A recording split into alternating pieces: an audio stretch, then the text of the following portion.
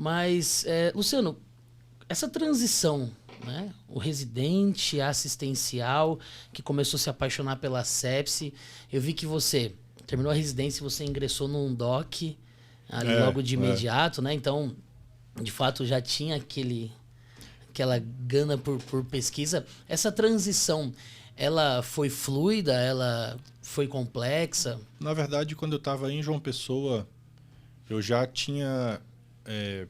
como muitos estudantes de medicina fazem, né, até como complementação curricular, eu já tinha entrado numa linha de pesquisa, já era bolsista de produtividade, bolsista de iniciação científica do CNPq, né, do PIBIC, do programa do CNPq. Lá em João Pessoa já tinha coletado dados, já tinha apresentado trabalho, já tinha publicado antes de virar médico. Então já tinha, quando eu terminei a faculdade, eu já tinha talvez uns 5 ou 6 artigos publicados. Então eu saí de...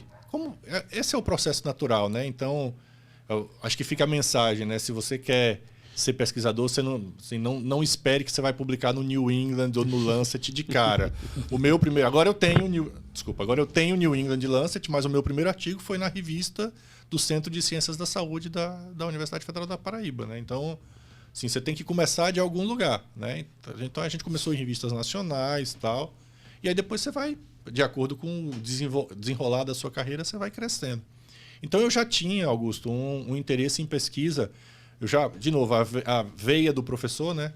Eu já gostava de apresentar trabalho em congresso, já ia em congresso, já apresentava os meus estudos lá, minhas coisinhas lá no congresso.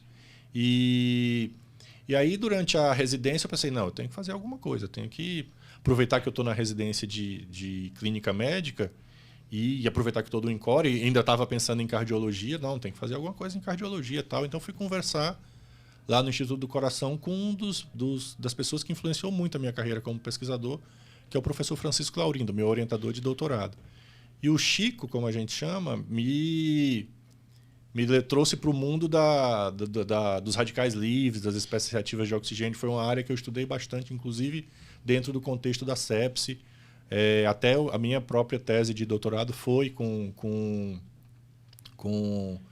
radicais livres e sepse, né? Então, nessa época, eu estudava... era um estudo de bancada, então eu operei muito coelho lá no INCOR. Durante meu período de férias, eu passei dando plantão e operando coelho. Quando eu não estava de plantão, eu ia lá fazer um estudo. E também a gente tinha um estágio opcional durante a residência de clínica, que eu fui fazer um estágio de pesquisa lá.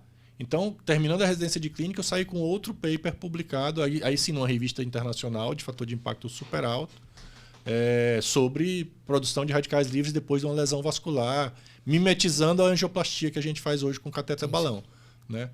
Que era, obviamente, o tema da cardiologia. Então, e aí foi muito natural. Depois que terminei a residência, não, eu quero seguir carreira acadêmica, quero continuar publicando, quero fazer doutorado, quero fazer depois livre docência, o que mais for de oportunidade para mim dentro da carreira acadêmica. Quero aprender mais sobre pesquisa, quero fazer pesquisa. Eu fazia muito pesquisa básica, né, que é pesquisa pré-clínica, pesquisa em modelo experimental. Quero fazer pesquisa clínica também, e aí a gente foi caminhando. Aí teve depois umas coisas interessantes. Teve a história por exemplo, a gente aprendeu no HC e no Sírio a colocar ECMO nos pacientes com H1N1. Lembra do H1N1 de 2009? Sim. Estava lá no HC. Em 2008, a gente... porque começou no hemisfério norte antes, né? Alguns meses antes, no inverno do hemisfério norte. A gente viu que talvez o bicho fosse pegar. Então, a gente precisa aprender a dar suporte respiratório para esses pacientes e tal. Aí o que a gente fez? A gente juntou um time do HC e do Sírio, e lá no centro de experimentação do Sírio a gente treinou, canulou ECMO em animal, em porco, treinou, gerou publicação, gerou aprendizado para as pessoas, e a gente montou os times de ECMO do Sírio e do HC naquela época. Então é uma história bem legal, porque mostra, do ponto de vista de pesquisa, a capacidade que a gente tem de pegar um problema clínico e juntar ao mesmo tempo não só a parte de treinamento, de capacitação de profissionais para resolver um problema clínico que era a dificuldade que a gente tinha de dar suporte respiratório para os pacientes. E, além disso, a gente gerou uma série de publicações durante esse treinamento. Então, é um exemplo de aplicabilidade, porque é isso que a gente precisa na pesquisa, né? Sim, é legal fazer pesquisa, mas o ideal é que a sua pesquisa tenha uma aplicabilidade que seja capaz de mudar a prática das pessoas, né? A prática médica, a prática assistencial, o cuidado, e que o paciente melhore a partir da pesquisa que você fez. Então, de fato, isso a gente conseguiu juntar, a gente capacitou as pessoas, teve ensino, teve treinamento e teve pesquisa também. Então, isso é um exemplo bem legal, né, dessa importância da pesquisa na vida prática, na vida das pessoas, assim como também o exemplo da pandemia, né? O exemplo da pesquisa que foi feita na pandemia. Isso é muito legal, porque uma das perguntas que eu tinha era justamente essa: como que é essa coisa assim entre o clínico e o pesquisador, né?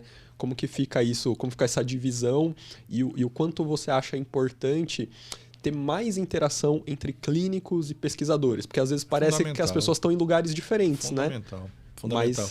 A gente, assim, tem uma série de perguntas, tem uma série de observações que você vê na clínica, mas que você não consegue explicar por que isso acontece.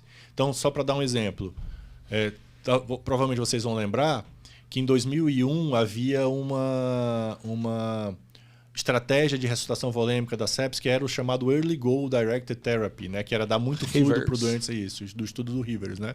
Dar muito fluido para o doente e tal. E assim, ninguém sabia como é que isso funcionava, qual era o mecanismo que se buscava para tentar explicar.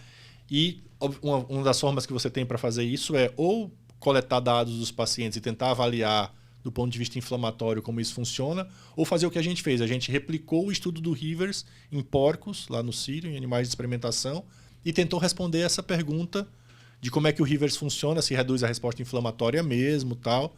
E a gente não achou, que talvez fosse um presságio de que talvez o estudo do Rivers não mostrasse o que ele queria mostrar, como os estudos seguintes demonstraram que, de fato, a estratégia do Early Goal talvez não fosse a mais adequada.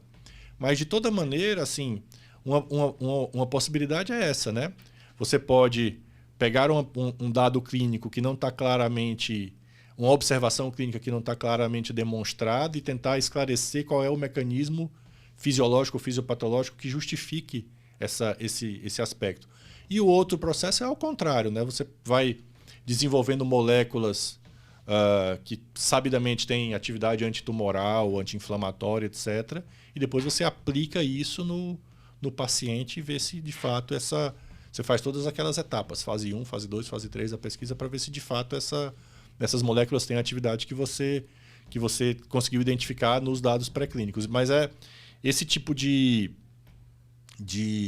interação é fundamental. Então, por exemplo, lá no Sírio, os grupos da oncologia, eles têm uma série de reuniões entre os grupos de pesquisa pré-clínica, o pessoal da ciência básica, e o grupo da pesquisa clínica, da pesquisa aplicada no paciente, exatamente para ter essa capacidade de interagir e de tentar demonstrar, né? De tentar resolver os problemas do outro através dessa intersecção, dessa interação.